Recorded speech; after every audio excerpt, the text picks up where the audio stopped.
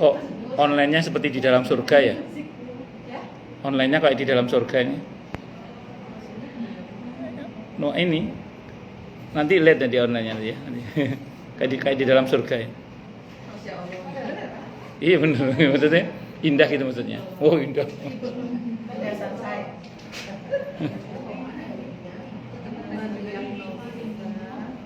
Mendiagnosa.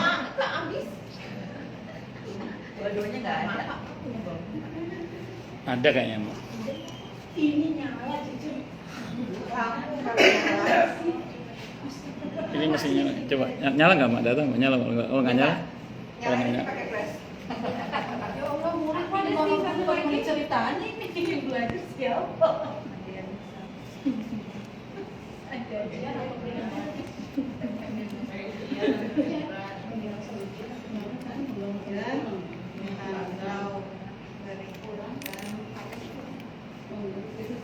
Laku-laku sama atau azab serta solusinya ya Pak? Ya.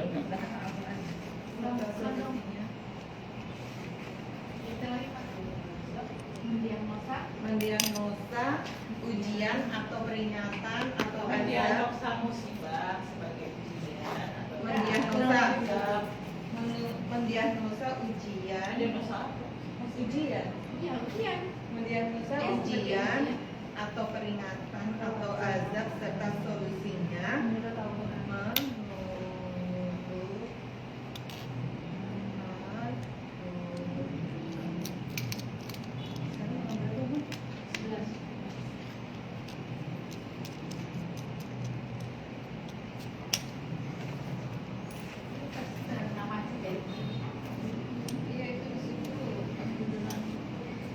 Kita mulai ya.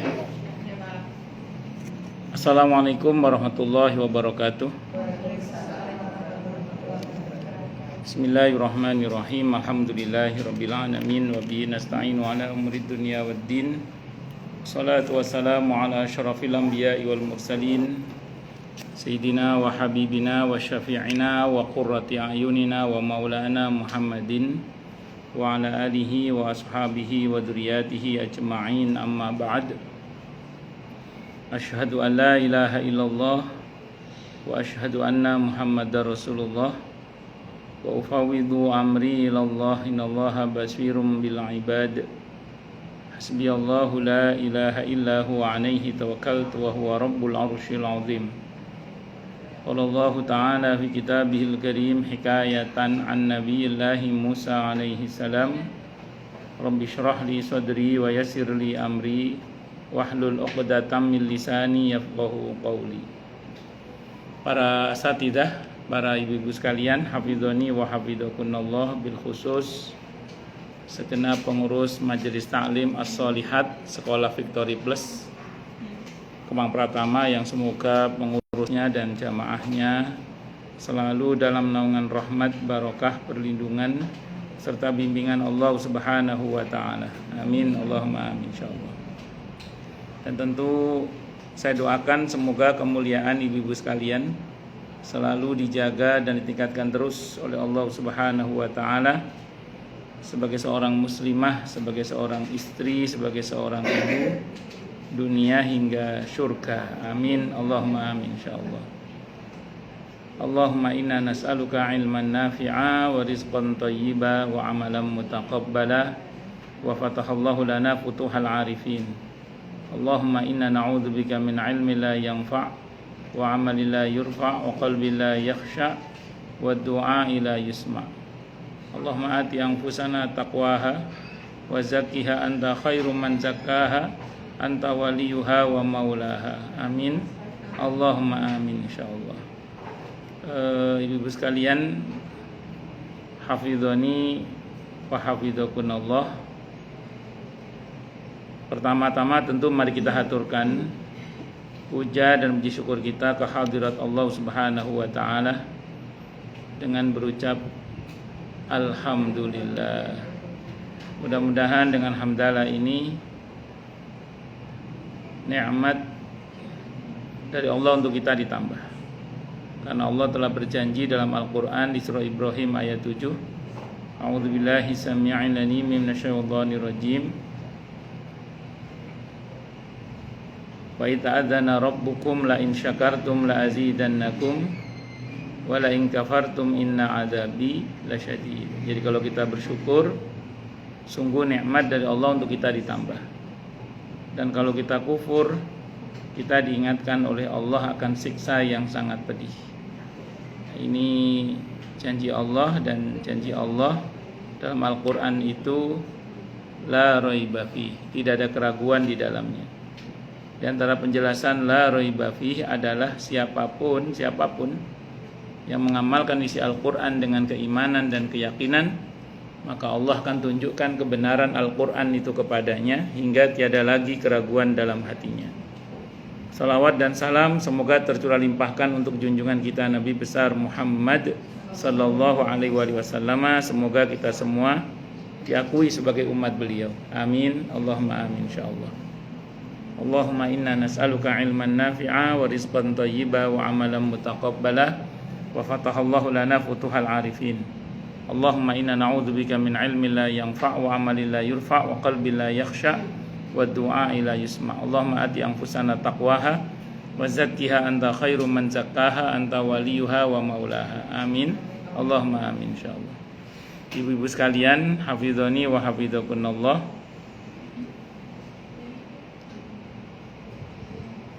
Ketika terjadi sesuatu pada kita, terutama yang tidak sesuai dengan harapan kita, itu pertanyaannya adalah gini: ujiankah, peringatankah, atau adabkah? Itu pertanyaannya. Tapi materi ini tidak untuk menilai orang lain ya. Ya, tapi ini untuk menilai diri sendiri, untuk memuhasabai diri sendiri. Kecuali orang lain itu minta dimuhasabai. Nah, jadi selama tidak ada permintaan untuk dimuhasabai, maka ini murni untuk memuhasabai diri kita sendiri. Yang pertama kita bicara ujian dulu ya.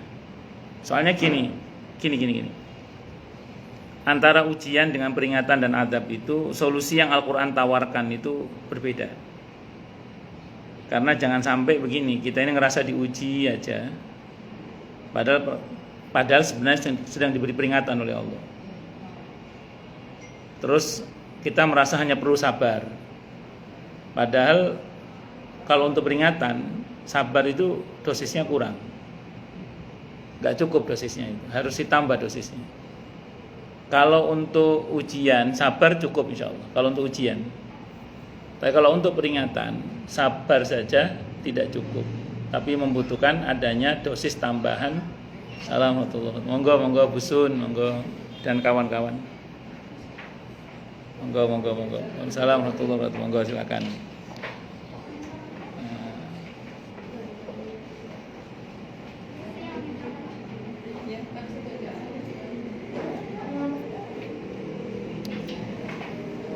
Baik, saya teruskan lagi ya. Jadi jangan sampai kita ini ngerasanya diuji sehingga hanya merasa butuh sabar, padahal Allah maunya kita tidak cukup hanya sabar. Karena kalau untuk peringatan tidak cukup hanya sabar. Baik, saya mau terangkan dulu yang pertama ujian ya. Nanti kita jadi sebagai bahan diagnosa kita. Kira-kira yang terjadi pada kita itu ujiankah atau peringatkankah atau adabkah? Sekarang ujian dulu kita bahas ujian. Biar nanti dosis solusinya tepat gitu. Ujian itu biasanya kalau kita bicara ujian, kita berangkat dari firman Allah dalam Al-Quran di surah Al-Baqarah ayat 155 itu biasanya. Biasanya kita berangkat dari situ. Kalau kita bicara ujian ya. Surah Al-Baqarah, surah kedua ayat 155.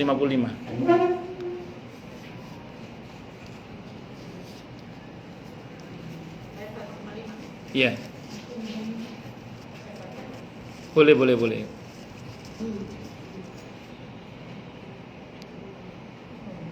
Ngerasa nggak kalau Butis hari ini tampilannya beda? Wah. Itu gara-gara ini pakai baju ini. Oh gitu ya. Oh gitu. Saya punya baju warna itu, saya pakai hari ini. Oh gitu ya. Emang hari ini nggak pakai. Oke, monggo Butis. Siapa yang baca terjemahnya silakan. Butis dan kami akan memuji kamu dengan sedikit ketakutan, kelaparan, kekurangan harta jiwa dan kemampuan. Sampaikanlah kabar gembira kepada orang-orang. Iya. Walanabluwannakum.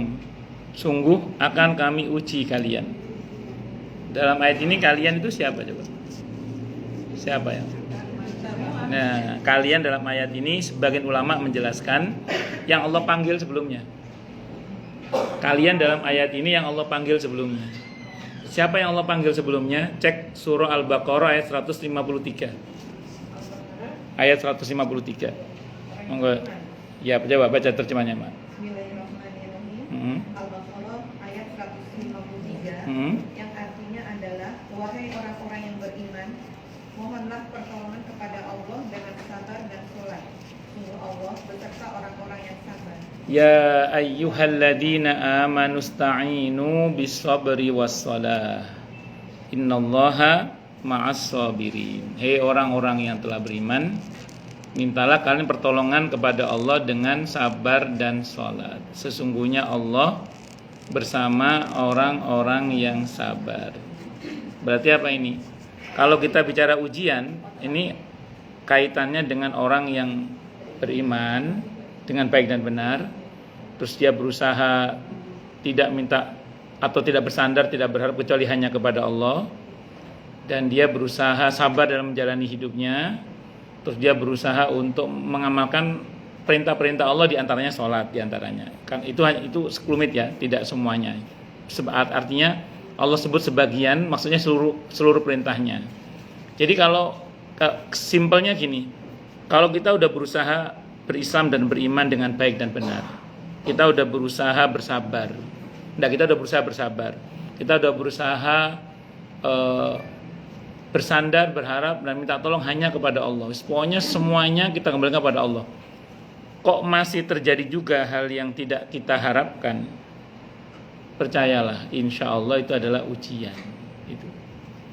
Pernah nggak ada orang ngomong gini, atau mungkin kita yang orang ngomong, perasaan kita udah berusaha baik kepada Allah maupun pada sesama, tapi terjadi juga misalnya. Nah, insya Allah ya, asal kita udah berusaha memperbaiki hubungan dengan Allah maupun dengan sesama, kok masih terjadi juga hal yang tidak kita harapkan misalnya, percayalah itu insya Allah adalah ujian. Jadi definisinya orang beriman dulu ya. Iya, syaratnya tadi beriman dengan baik dan benar, berusaha untuk tidak berharap dan bersandar kecuali hanya kepada Allah, bersabar dalam menjalani hidup, terus berusaha mentaati perintah Allah, diantaranya sholat dan aneka perintah yang lain. Kok masih terjadi hal yang nggak kita inginkan juga? Insya Allah itu adalah ujian. Kalau ujian itu prinsipnya sederhana sebenarnya, tidak akan Allah beri kita kecuali berdasar pada kemampuan kita. Kalau bahasa sederhananya, la yukallifullahu nafsan illa wus'aha. Allah tidak bebani seorang itu di luar kemampuannya. Jadi Pak Ponco itu ya wis cocok untuk Bu Dinar, itu cocok. Sudah Allah ukur. Sebagaimana Bu Dinar bagi Pak Ponco itu ya cocok. Iya. Yang bisa ngadepi Pak Agus ya Bu Dian. Gitu. Yang ngadepi Bu Dian ya Pak Agus gitu. Jadi sudah Allah. Kalau ujian sudah Allah takar. Yang bisa ngadepi Mas Boy ya Bu Fiafiu. Jadi pokoknya sudah ditakar oleh Allah. Dan sebaliknya. Yang bisa ngadepi Pak Roni ya Bu Teni. Itu sudah ditakar oleh Allah. Itu seperti itu. Nah, itu dalam batas yang disebut ujian itu semua tertakar. Sebenarnya itu semua tertakar. Enggak akan melampaui batas kemampuan kita insyaallah. Nah,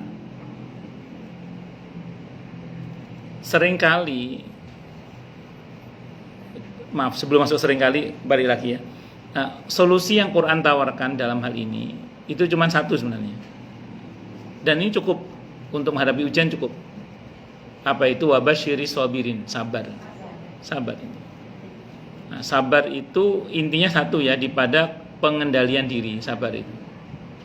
Jadi sabar itu di pada apa? Pengendalian diri. Kalau nggak bisa mengendalikan diri, rusak. Ya. Makanya orang itu asal sabar, insya Allah selesai masalahnya itu. Pengertian selesai itu kalau yang saya pahami, pengertian selesai yang saya pahami, Mak. Ada tisu, Mak, ada tisu, Mak. Iya. Enggak. Pengertian Atau Pak Ustadz ngejadinya kita harus sabar Iya. sampai Iya. kita meninggal gitu. Sampai sabar itu tidak dibutuhkan lagi, Mak. Sampai sabar Iya. tidak dibutuhkan lagi. Ya, bersabarlah sampai sabar itu tidak dibutuhkan lagi. Ya maksudnya sampai meninggal. Nggak, saya mau terangkan dulu gini, Mak. Kok Mak sih ke semuanya ya, Mak, mohon maaf. Ya. Jadi yang ini Mak. Ini sependek yang saya pahami ya. Sependek yang saya pahami, wah ini yang baru pulang umroh ini. Auranya beda ya? Auranya beda. Yang baru pulang umroh ini. Gini.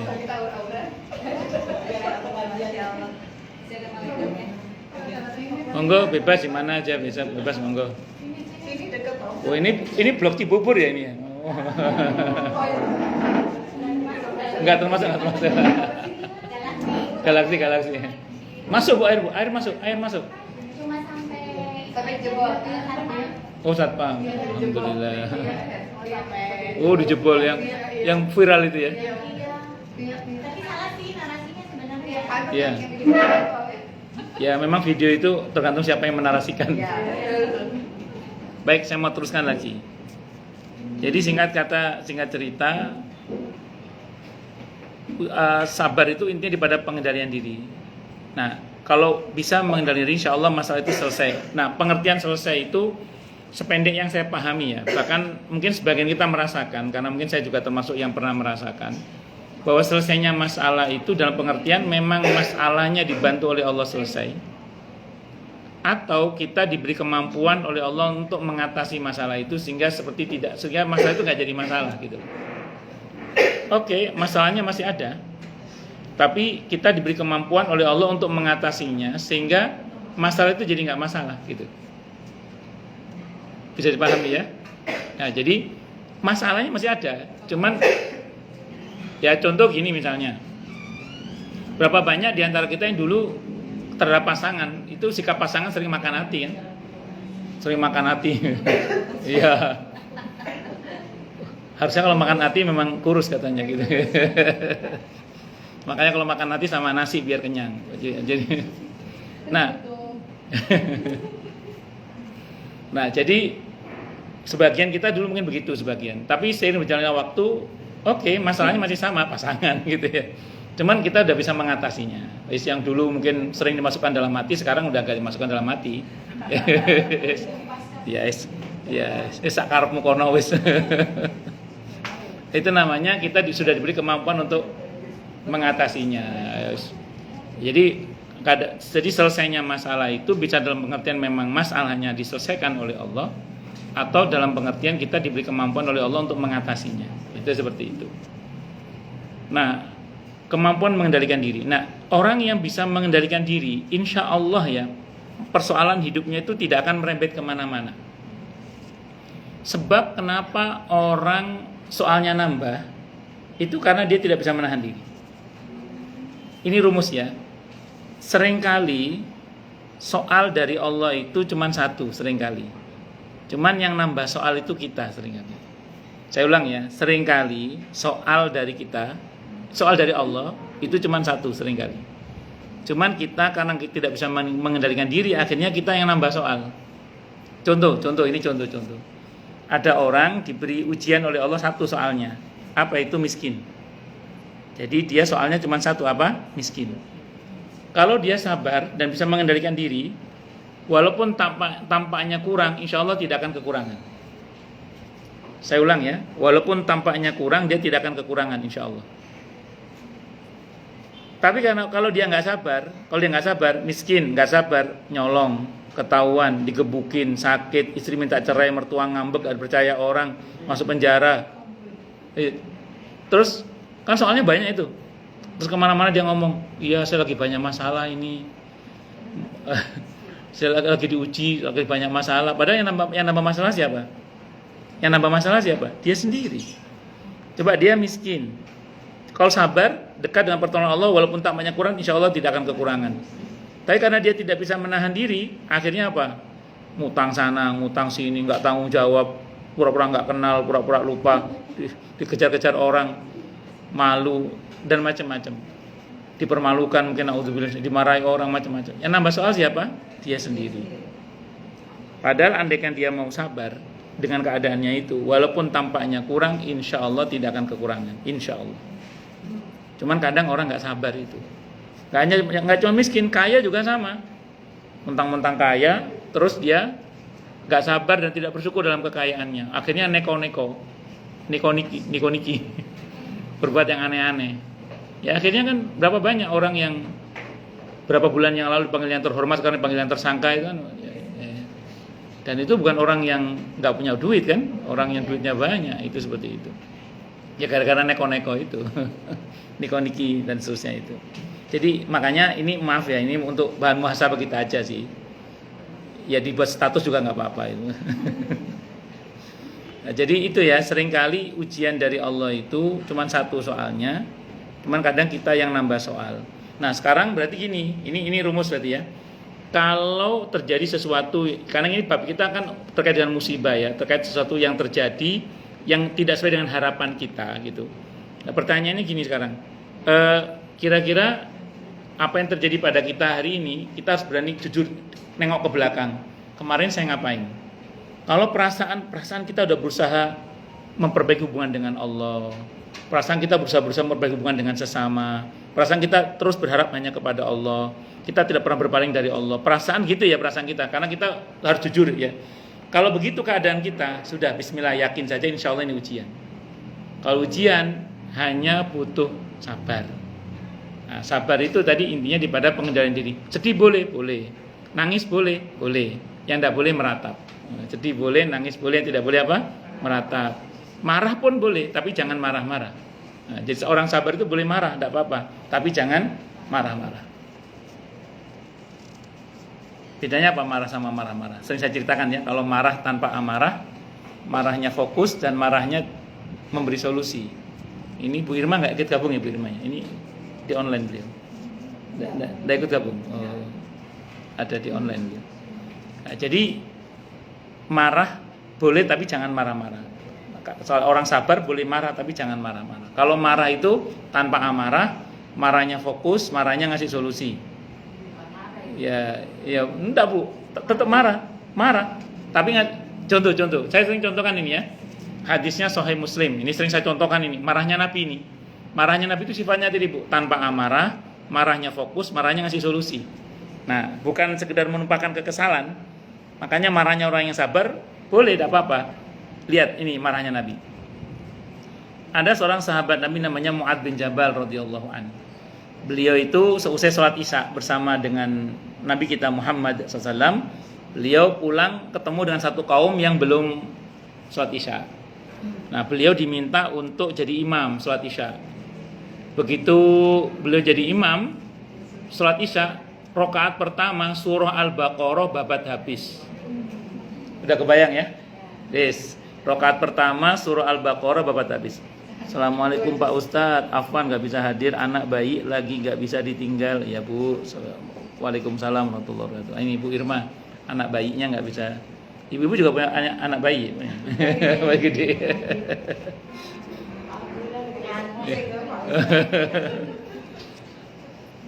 Sampai mana tadi Bu?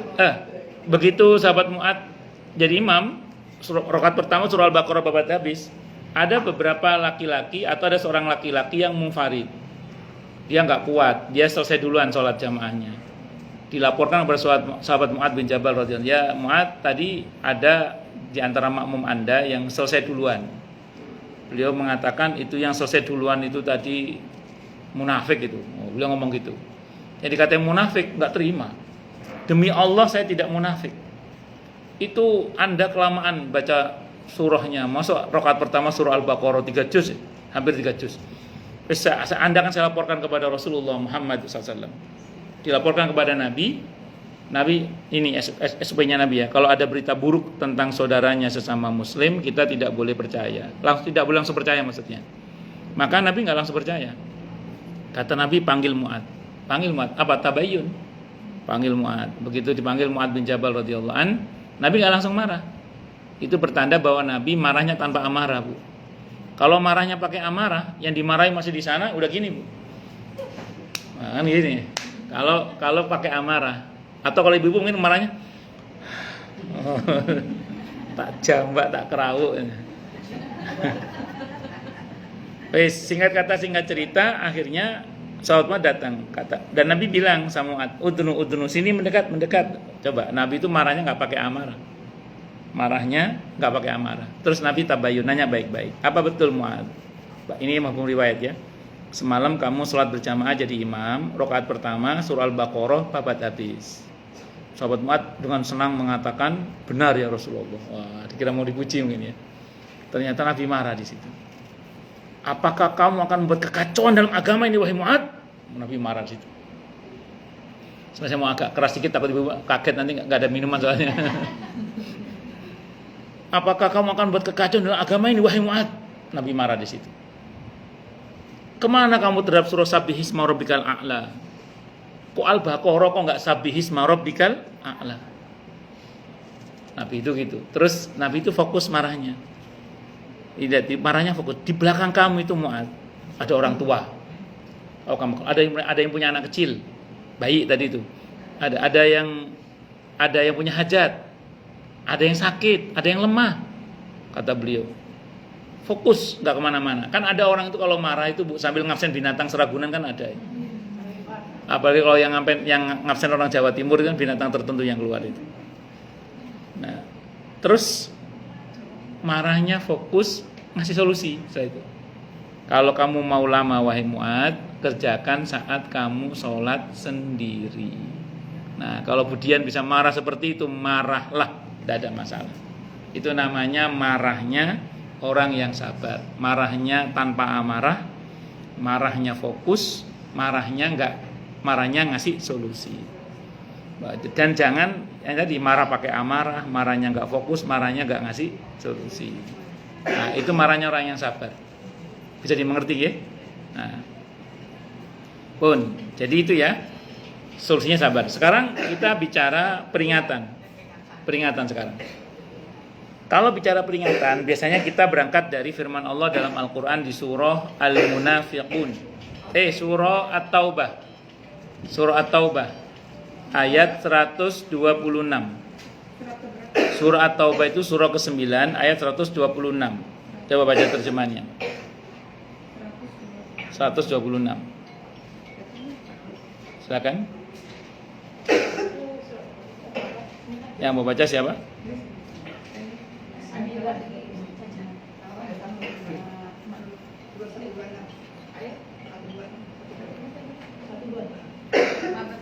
Baca. Bismillahirrahmanirrahim. Surat At-Taubah Ayat 126 yang artinya adalah, dan tidakkah mereka orang-orang munafik memperhatikan bahwa mereka diuji sekali atau 2 kali setiap tahun. Namun mereka tidak juga bertobat dan tidak pula mengambil pelajaran. Awala yarawna, apakah mereka orang-orang munafik itu tidak memperhatikan. Jadi kalau bicara peringatan, Allah mulai dengan orang munafik. Siapa orang munafik itu? Orang yang di hatinya ada penyakit. Orang munafik itu orang yang di hatinya ada penyakit. Kesombongan, kedengkian, hasud, serakah, macam-macam lah. Dan kadang riya, sum'ah, ujub dan macam-macam, itu orang munafik. Pokoknya orang yang hatinya berpenyakit gitu ya. Apakah mereka orang-orang munafik itu tidak memperhatikan? Bahasanya mereka itu di terjemahan tadi diuji.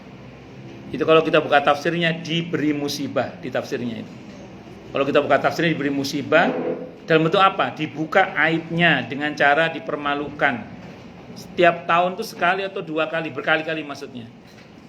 Kata Allah, wong diperingatkan berkali-kali, summalayatubuna, kok enggak tobat-tobat dan tidak pula mengambil pelajaran. Kok enggak tobat-tobat dan tidak pula mengambil pelajaran. Maka gini ya, kalau terjadi sesuatu yang enggak enak dalam kehidupan kita, coba tengok ke belakang. Kita kemarin ngapain? Kalau kita sebelumnya bertindak berdasar penyakit dalam hati kita, berdasar pada kesombongan kita, keangkuhan kita, keserakahan kita, bakhil kita, kedengkian kita, atau apalah yang buruk, yang kotor dari hati kita, sehingga karena itu kemudian terjadi sesuatu yang tidak sesuai dengan harapan kita, maka jangan GR itu ujian. Bisa jadi itu adalah peringatan. Sebelumnya kita bertindak berdasar penyakit dalam hati kita gitu ya. Entah itu kesombongan, kedengkian, keserakahan, kepelitan, kebakhilan, atau apapun lah. Sehingga karenanya terjadi hal yang gak enak dalam kehidupan kita. Saya ulang, jangan GR itu ujian. Itu peringatan. Kalau peringatan, sabar saja gak cukup. Allah gak mau kalau kita cuma sabar aja. Allah maunya ditambah. Apa tambahannya? Taubat dan mengambil pelajaran. Jadi untuk sesuatu yang timbul karena kedengkian dalam hati kita atau penyakit dalam hati kita, itu namanya peringatan. Karena kalau itu peringatan, tidak cukup hanya sabar, gak cukup, harus ditambah, yaitu taubat dan mengambil pelajaran. Taubat saja nggak cukup, harus ngambil, ada kata-kata harus mengambil pelajaran. Contoh yang paling sederhana, ini contoh yang paling sederhana gitu. Nah, ini mumpung Bu Dinar batuk, saya kasih contoh, saya buat contoh aja. Nah, misalnya gitu, ada orang batuk, tapi ini bukan berarti Bu Dinar diperingatan, bukan. Nah, ini contoh aja. Misalnya ada orang batuk gitu ya. Kalau walaupun dia sudah tobat, tapi kalau masih makan gorengan yang minyaknya kotor, ya insya Allah terus batuk itu, insya Allah. Tapi saya nggak ngomong Bu Dinar ya, enggak. Ini mumpung Bu Dinar batuk, saya buat contoh, tapi untuk batuknya bukan Bu Dinar ya, bukan. Ada orang batuk, dia lagi diuji nih oleh Allah, tapi makan gorengan yang minyaknya kotor itu. Ya insya Allah walaupun udah tobat, insya Allah tetap batuk, insya Allah. Bisa dipahami nggak maksudnya? Artinya sebetapapun orang sekemang atau senasional tobatan nasuha, tapi kalau buang kasur masih dikali, kalau buang sampah masih dikali, pendangkalan tidak diberesin, ya insya Allah ya. Ya semoga nggak terjadi lagi sih, tapi ya insya Allah ya begitu, sunatullahnya begitu. Tadi yang kata Butis, karena ulah tangan-tangan manusia itu dhaharul fasadu fil barri wal bahri bima kasabat aydinas. Makanya kata Nabi apa? Kalau ada orang ngelubangin perahu jangan dibiarin aja, karena yang tenggelam gak cuma dia, yang lain pun juga ikut tenggelam gitu. Nah, makanya gini, untuk setiap masalah yang kita hadapi, kalau dirasa kita merasa jangan-jangan ini peringatan, kalau itu peringatan, maka saya ulang gak cukup hanya dengan sabar, tapi harus taubat dan mengambil pelajaran. Taubat itu demi supaya urusan kita dengan Allah beres. Karena sebenarnya gini ya, urusan kita dengan alam itu tidak hanya dengan alam, tapi dengan penciptanya alam gitu loh. Makanya kita harus taubat gitu. Ambil pelajaran, prosesnya mesti kita pelajari. Kenapa bencana itu terjadi misalnya? Ya, monggo kita koreksi. Dan kalau ini masalah bersama, berarti harus bersama-sama taubatnya dan mengambil pelajaran. Kalau nggak ngambil pelajaran, nggak selesai. Itu aja. Nah, silakan mengerucutkan ya pada masalah pribadi misalnya, monggo. Itu kalau kita tidak mengambil pelajaran, ya hal yang serupa bisa terulang kembali. Itu seperti itu. Makanya kita harus pandai mengambil pelajaran. Itu kalau peringatan ya. Sehingga kalau kita ya ini lagi diuji mesti sabar. Ternyata bukan ujian, peringatan. Sabar nggak cukup. Mesti ditambah dosisnya, yaitu bertaubat dan mengambil pelajaran. Saya secara pribadi itu, ini dalam kasus pribadi misalnya saya ada masalah dengan siapa atau dengan apa gitu ya, saya berpikir gini, ini tidak melulu saya dan dia, tapi dan pencipta saya. Maka saya perbaiki hubungan dengan pencipta saya dulu, baru saya coba perbaiki hubungan dengan sesama itu. Ya, karena biasanya kalau dengan pencipta beres, dengan hambanya juga dibantu oleh Allah untuk beres biasanya. Jadi kalau kita sudah bereskan urusan dengan penciptanya, dengan makhluknya insya Allah beres. Sehingga ada hadis qudsi dalam kitab Tambilul Ghafilin, walaupun riwayatnya ada yang mendhaifkan, tapi saya sebutkan buat pelajaran saja, bahwa wahai hambaku, jangan kalian mencela dan mencaci penguasa, tapi bertobatlah kalian kepadaku, maka aku akan lunakkan hati mereka untuk kalian. Jadi kalau disederhanakan, kalau kita ada masalah dengan makhluk, jangan sibuk mencaci makhluk, tapi bertobatlah kepada Allah, nanti Allah akan lunakkan hati makhluk itu untuk kita insya Allah. Ngadepin suami, ngadepin anak, ngadepin tetangga, ngadepin besan, ngadepin ipar, ngadepin siapa lagi? Siapa aja lah. Menghadap ke penciptanya dulu, mohon pada Allah agar dimudahkan untuk menghadapinya. Nanti insya Allah kita akan dimudahkan. Nah, itu namanya apa ya? Memperbaiki hubungan dengan Allah, maka akan Allah perbaiki hubungan kita dengan sesama kita, termasuk dengan alam kita ini. Nah, jadi kalau peringatan nggak cukup hanya dengan apa? Sabar, tapi harus apa tadi? Mengambil peringatan. Ya, ambil pelajaran. Kok mengambil peringatan? Ambil pelajaran. Itu yang kedua. Terakhir adab sekarang. Kalau adab, ya, kalau adab ini gini ya. Kalau adab itu biasanya, waalaikumsalam warahmatullahi wabarakatuh. Moga berdesi. Kalau kita bicara adab, itu biasanya kita berangkat dari firman Allah dalam Al-Quran. Moga. Kita berangkat dari firman Allah dalam Al-Quran di surah Fatir, surah ke-35, Mak. Surah ke-35 ayat 45. Ini menceritakan bahwa karakter adab itu biasanya menghabiskan. Coba baca terjemahannya siapa? Surah ke-35 ayat 45. Siapa mau baca? Madam? Atau siapa? Surah Fatir ayat 45. 45, Madam.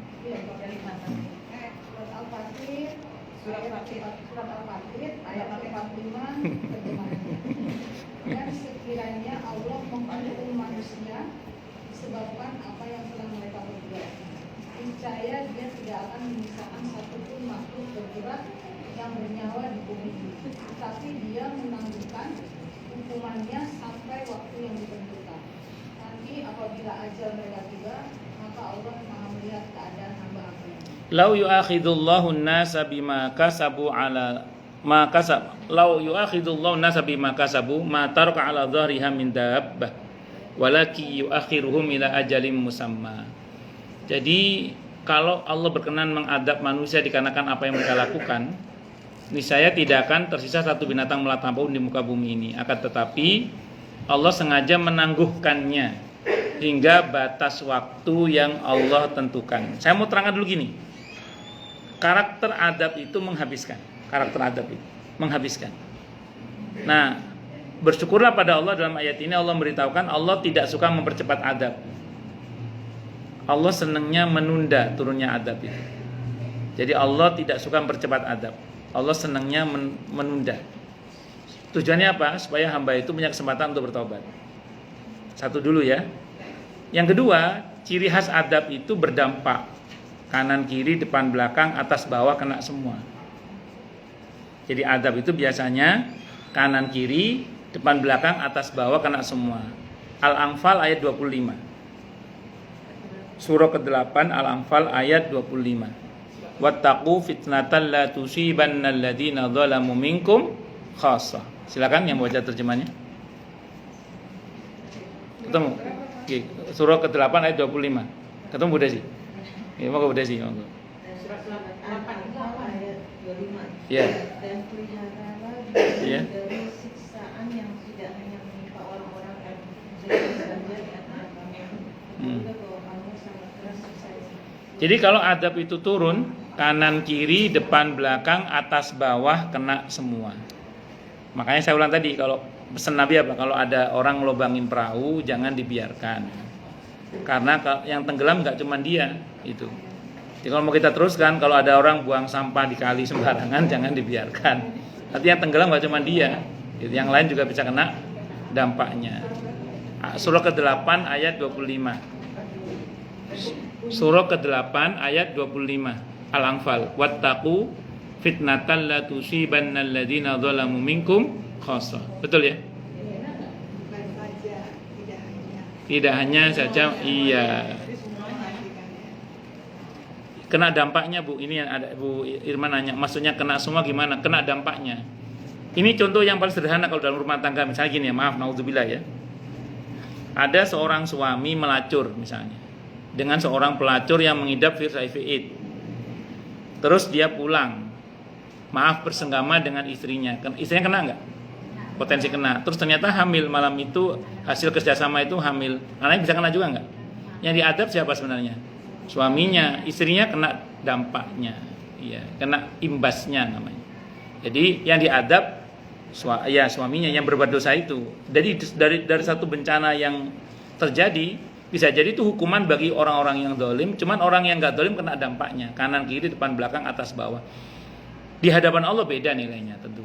Yang diadab kalau nggak tobat betul-betul diadab lah dunia akhirat. Kalau yang untuk beriman, orang beriman itu menggugurkan dosa. Jadi musibah kemarin itu kalau bagi orang yang baik ya itu menggugurkan dosa itu. Jadi ya antara pengen nangis, marah, kesel gitu kayak itu. Ya, pas ya itu semua itu insya Allah menggugurkan dosa itu. Bu Desi kena nggak Bu Desi kemarin?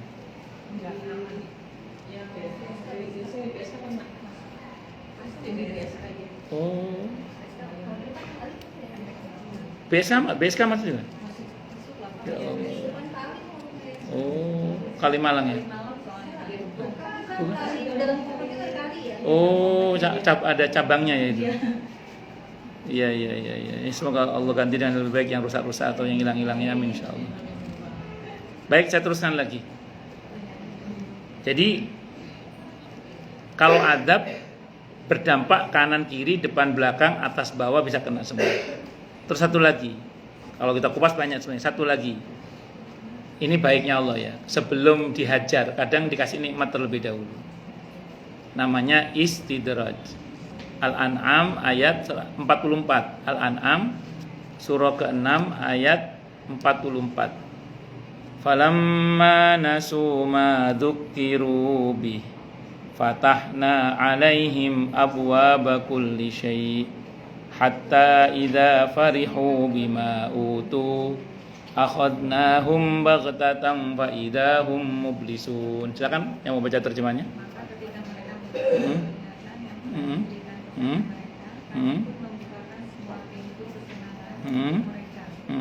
Sehingga ketika mereka bergembira dengan apa yang telah diberikan kepada mereka, kami siksa mereka secara tiba-tiba. Maka ketika itu mereka berdiam putus asa. Maka ketika mereka mulai melupakan peringatan yang Allah berikan kepada mereka, diingetin, dablek. Kata Allah, kalau bahasa kita ya wis, fatahna 'alaihim abwaaba kulli syai'. Kami buka pintu-pintu segala sesuatu. Tambah durhaka, tambah sukses. Tambah durhaka, tambah berhasil. Tambah durhaka, tambah aja pokoknya. Kata Allah, hatta idza farihu bima utu. Hingga ketika dia telah mencapai puncak kebahagiaannya dalam kedurhakaan itu, kata Allah, akhadnahum baghtatan. Kami siksa dia secara baghtatan. Baghtatan itu ujuk-ujuk, majeka klik, betunduk tiba-tiba. Sekonyong-konyong, nggak pakai kode. Seketika, faidahum mublisun, seketika itu dia merasa kaget dan berputus asa. Kalau kaget masih hidup sempat tobat, alhamdulillah. Repotnya kaget serangan jantung, wassalam. Nah, naudzubillah min dzalik, nggak sempat tobat, naudzubillah min dzalik tadi. Makanya gini Bu, ini kalau saya bahas ayat ini, beberapa jamaah itu merasa khawatir. Nanya ke saya, enggak sekali nih orang nanya ke saya soalnya. Makanya saya sampaikan sini biar Anda enggak nanya nanti. Dia nanya gini ke saya itu. Ustaz, saya jadi khawatir Ustaz katanya. Kenapa Bu? Di antara pertanyaan ke saya gini. Saya alhamdulillah Masya Allah Ustaz, suami baik. Alhamdulillah Masya Allah. Dicukupi ekonominya oleh Allah. Saya juga cukupi oleh Allah. Anak-anak berprestasi, nurut. Makanya dia merasa semuanya baik-baik saja. Saya takut kalau jangan-jangan ini istidraj Ustaz. Kayak ayat tadi itu kan. Saya bilang, loh ibu tidak usah khawatir, asal ibu yakin bahwa apa yang diperoleh suami itu dengan cara yang benar dan dipakai untuk yang benar, saya bilang itu. Ya, asal cara mendapatkannya benar dan dipakai untuk yang benar. Artinya kita udah berusaha benar lah kalau bahasa kita, nggak usah khawatir. Insya Allah itu anugerah, itu namanya barokah. Nah, tapi kalau ibu tahu bahwa ini cara mendapatkannya nggak benar, apalagi dipakai untuk yang nggak benar, naudzubillah ya. Ya, patutlah kita waspada, jangan-jangan itu adalah istidraj. Mendiagnosa istidraj atau barokah itu gini. Saya sering membuat analogi surga. Surga itu nikmatnya pasti barokah, surga itu. Dan surga itu karena barokah, penduduknya dengan nikmat yang dahsyat itu tidak lalai dari Allah dan tidak lalai dari sesama. Makanya kalau kita nikmat yang Allah berikan kepada kita itu nikmat yang barokah, insya Allah ya, satu, tidak melalaikan kita dari Allah. Yang kedua, tidak melalaikan kita dari peduli pada sesama. Ahli surga itu Allah ceritakan di surah Yunus, surah ke-10 ayat 10. Ahli surga di surga itu ucapannya apa? Dalam surah Subhanakallahumma wa tahiyyatuhum fiha salam wa akhiru da'wahum Anilhamdulillahi rabbil alamin. Ahli surga itu dikit-dikit subhanallah. Pokoknya Anda nggak bisa benci saya karena di antara zikir yang utama adalah subhanallah. Pokoknya orang yang benci saya itu tersiksa dia. Subhanallah gitu. Terus dikit-dikit alhamdulillah. Ahli surga itu. Assalamualaikum ahli surga. Jadi kepada Allah dia peduli, tidak lalai gitu maksudnya. Nikmat surga itu tidak melalaikan dia dari Allah dan tetap peduli pada sama. Assalamualaikum ahli surga. Itu di surah Yunus ayat 10. Terus di hadis riwayat Ibnu Majah, hadis qudsi, hadis yang sahih itu. Ketika ahli surga masuk surga, apa kata ahli surga itu? Ya Allah, mana dulu yang bareng sama saya sholat dan puasa? Di hadis itu dua yang sebut. Mana dulu orang yang bareng sama saya sholat, yang bareng sama saya puasa? Kata para ulama itu maksudnya itlaqul juz'i radatul kul. Maksudnya apa? Nyebut sebagian kebaikan untuk semua kebaikan. Kalau diteruskan yang dulu teman saya ngaji, teman saya bakti sosial, apa macam-macam kebaikan, aneka kebaikan. Teman saya nge-gym masuk nggak ya? Nggak tahu. Pokoknya yang dalam kebaikan lah, dalam kebaikan. Yang dalam kebaikan itu ternyata di antara yang ditanyakan itu masuk neraka ternyata. Lihat, sudah masuk surganya masih peduli sama temannya kan? Masih cari temannya. Kata Allah dalam hadis itu yang ditanya ternyata masuk neraka. Apa perintah Allah? Jemput, ajak bareng masuk surga. Itulah pentingnya kita punya teman yang soleh, solihah, punya komunitas yang solihah. Silahkan punya komunitas goes, mancing kalau laki-laki ya, punya komunitas pingpong tahu apa, tenis tahu apa, masuk nge-gym ibu ya. Tapi harus punya komunitas kayak gini ini harus punya. Yang semoga ini sambung ke majelis utamanya, yaitu majelis Rasulullah Muhammad sallallahu alaihi wasallam. Karena masuk surga itu pakai rombongan ya. Nah, jadi nanti silakan untuk muhasabah diri saja. Kira-kira yang terjadi pada saya ini apa? Barokahkah atau istidraj? Tadi apa? Muhasabahnya. Dari mana mendapatkannya dan untuk apa? Itu penting untuk kita perhatikan. Karena kalau cara-cara mendapatkan nggak benar, ya ngerinya itu bukan barokah tapi istidraj. Gitu. Tapi kalau udah benar semua, insya Allah barokah. Terus kemudian yang kedua tadi, kira-kira semakin kesini semakin lalai akan Allah atau semakin ingat akan Allah. Terus semakin peduli pada sesama atau semakin tidak peduli pada sesama. Nah, insya Allah dengan itu kita akan tahu apakah barokah atau tidak barokah ini. Saya kira ini yang bisa saya sampaikan. Semoga bermanfaat. Karena sudah hampir maghrib, monggo silakan yang mau tanya, protes, marah boleh, silakan. Kalau ada, kalau nggak ada berarti jelas semua atau tidak jelas semua.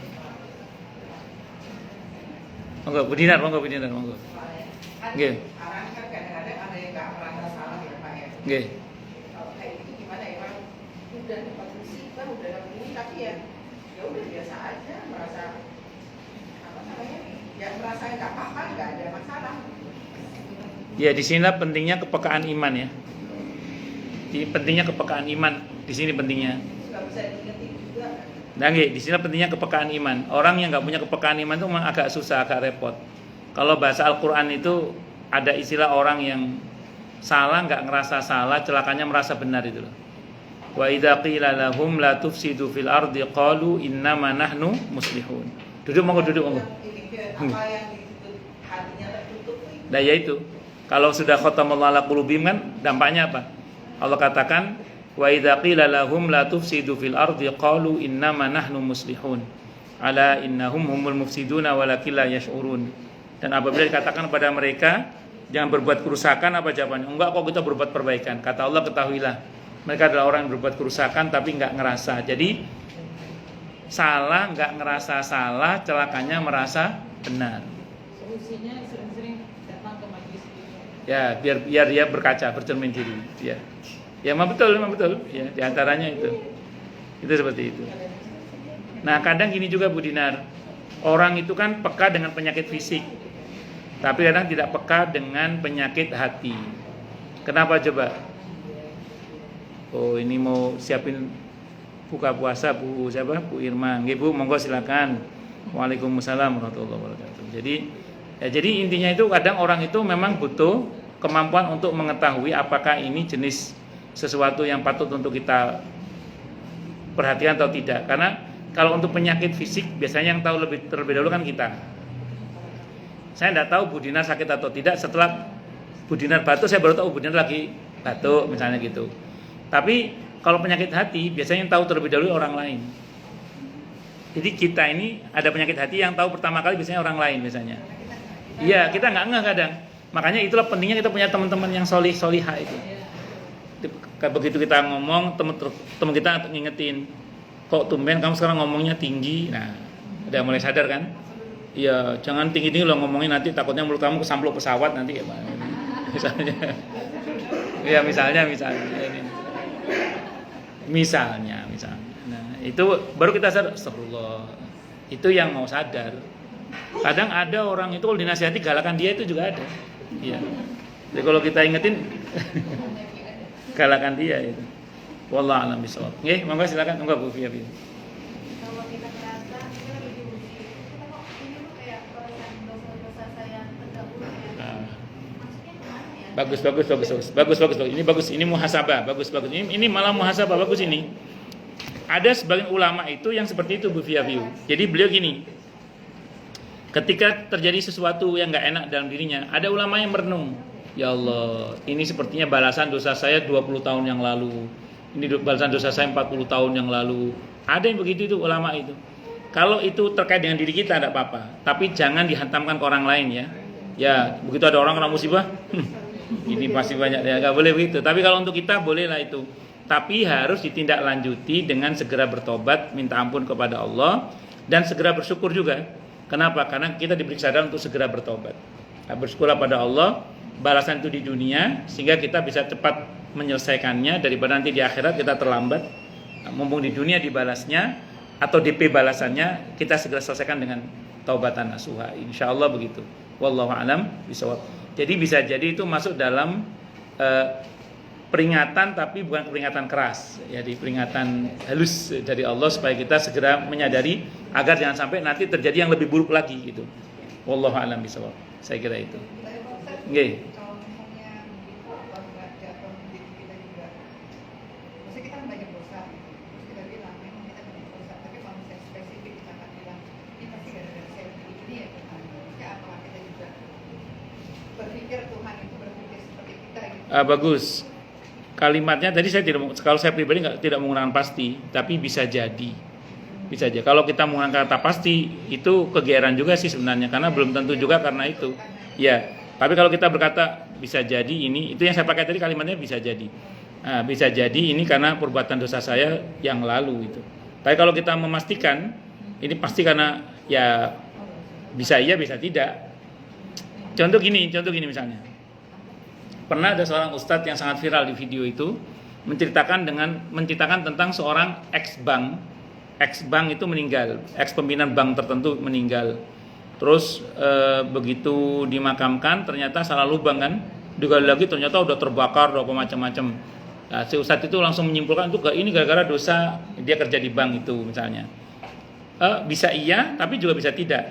Kenapa? Ya jangan sok tahu aja. Kenapa? Karena kita nggak tahu apa betul itu terjadi karena perbuatan dia sebagai dulu bekerja di bank itu, atau bisa jadi ada dosa lainnya yang kita tidak tahu ya, dan belum tentu juga itu adab misalnya, tapi bisa jadi itu mungkin gejala atau reaksi alam atau apa misalnya, kan kita tidak tahu. Makanya kita jangan sok tahu dalam masalah ini, kalau menurut saya sih gitu. Allah alam. Jadi kalau saya pribadi tadi menggunakan istilah bisa jadi ini adalah karena perbuatan dosa di masa lalu. Terus harus ingat baik-baik ya, kalau kita bertobat tolong sertai dengan rasa syukur. Rasa syukur karena kita dianugerahi oleh Allah kesadaran. Karena kesadaran itu mahal, kesadaran itu seperti itu. Wallahu a'lam bishawab. Saya itu sering habis astagfirullah alhamdulillah. Ya kapan ingat itu? Saya kalau ingat nikmat itu, masya Allah la quwata illa billah, masya Allah la quwata illa billah. Atau ngeliat nikmat orang lain, masya Allah la quwata illa billah, masya Allah la quwata illa billah. Ya alhamdulillah juga termasuk di bawah juga. Oh iya. Iya. Masya Allah tabarakallah juga nggak apa-apa. Cuman kalau di Al-Kahfi 39 itu masya Allah la quwata illa billah. Itu Masya Allah la quwata illa billah.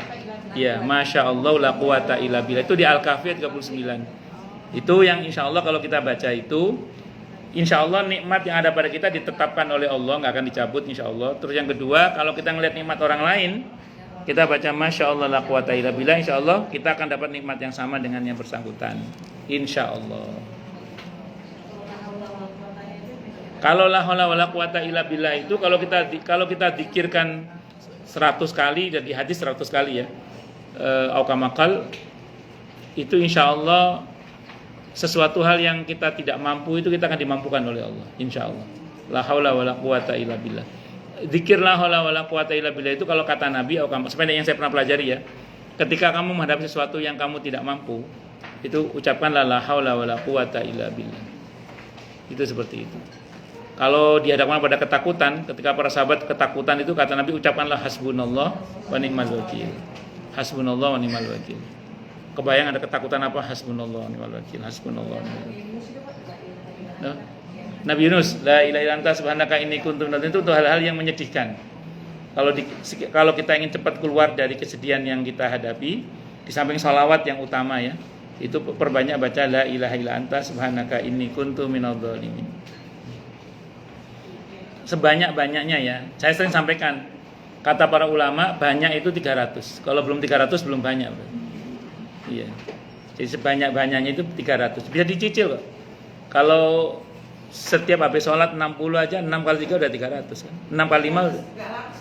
Enggak, bisa dicicil, tidak ada masalah. Sehari tidak ada masalah. Kata para ulama disebut banyak itu 300. Kalau belum 300 belum banyak. Bagus ya. Ya Hayy ya Qayyum itu Ismullahil A'zam. Kalau setiap doa kalau bisa itu jangan sampai ketinggalan kalau bisa itu. Ya Hayy ya Qayyum. Ya, itu sambil lihat ke arah langit kalau kita lagi di luar itu. Ya Hayy ya Qayyum bi rahmatika astaghits. Sambil lihat ke arah langit. Bukan berarti kita minta sama langit, bukan, tapi dulu Nabi sambil memandang langit. Ya Hayy ya Qayyum bi rahmatika astaghits itu.